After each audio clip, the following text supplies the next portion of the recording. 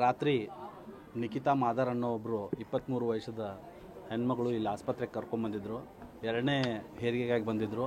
ಒಂದನೇ ಹೆರಿಗೆನೂ ಅವ್ರದ್ದು ಸಿಸರಿನ್ ಆಗಿತ್ತು. ಎರಡನೇ ಹೆರಿಗೆ ಇಲ್ಲಿ ಅವ್ರ ಸಿಸರಿನಿಗೆ ಎಲೆಕ್ಟಿವ್ ಸಿಸರಿನ್ ಮಾಡೋಣ ಅಂತ ತೊಗೊಂಡಿದ್ರು. ಬಟ್ ರಾತ್ರಿ ಅದು ಏನಂತ ನಮ್ಮದು ಆಮ್ನಿಯಾಟಿಕ್ ಫ್ಲೂಯಿಡ್ ರಪ್ಚರ್ ಆದಮೇಲೆ ಅವ್ರು ಏನು ಮಾಡಿದ್ರಪ್ಪ ಅಂತಂತಂದರೆ ಸಿಸರಿನ್ ಮಾಡಬೇಕಂತ ರಾತ್ರಿ ಸಿಸರಿನಿಗೆ ತೊಗೊಂಡಿದ್ದಾರೆ. ಆದರೆ ಸಿಸರಿನ್ ಮಾಡಿ ಮಗು ಹೊರಗೆ ತೆಗೆದಿದ್ದಾರೆ ಮಗುವನ್ನು. ಆಮೇಲೆ ಏನಾಗಿದೆ ಅಂತಂತಂದರೆ ಅಲ್ಲೇ ಟೇಬಲ್ ಮೇಲೇ ಆ ತಾಯಿ ಹಸುನಿಗಿದ್ದಾರೆ. ಕಾರಣ ಆ ಮಗು ಅಲ್ಲಿಂದ ಆ ಮಗುನ ಶಿಫ್ಟ್ ಮಾಡಿದ್ದಾರೆ. ಅದೇ ರೀತಿ ಆ ತಾಯಿಗೆ ಏನು ಸೂಚರ್ ಹಾಕಬೇಕು ಅದೇ ರೀತಿಯಲ್ಲಿ ರಿಸಿಸ್ಟೇಷನ್ ಮಾಡಿದ್ದಾರೆ. ಅಲ್ಲಿ ಏನೋ ಮಾಡಿ ಅಷ್ಟೆಲ್ಲ ಮಾಡಿದ್ರೂ ಉಳಿಸ್ಲಿಕ್ಕೆ ಆಗಲಿಲ್ಲ.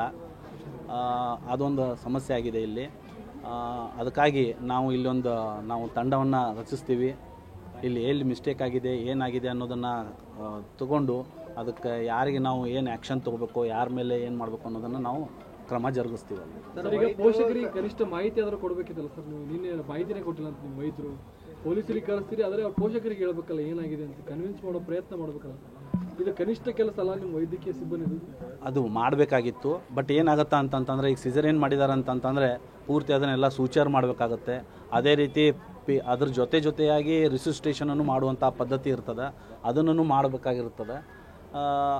ಒಂದು ನಿಮ್ಮದು ಅವ್ರದ್ದು ಕಳಕಳಿ ಏನಿದೆ ಅನ್ನೋದು, ಅವ್ರದ್ದು ನೋವೇನಿದೆ ಅನ್ನೋದು ನಮ್ಗೆ ಅರ್ಥ ಆಗ್ತಾಯಿದೆ. ಆದರೆ ಆ ಒಂದು ಎಮರ್ಜೆನ್ಸಿ ಸಿಚುವೇಶನ್ದಲ್ಲಿ ಇದೊಂದು ಮಾಹಿತಿಯನ್ನು ಕೊಡಬೇಕಾಗಿತ್ತು. ನಾನು ಅದ್ರ ಬಗ್ಗೆ ನಾನು ಪರಿಶೀಲಿಸಿ ಕ್ರಮ ಜರುಗಿಸ್ತೀನಿ. ನಿಮ್ಮ ಹೆಸರು ಸರ್? ನಂದು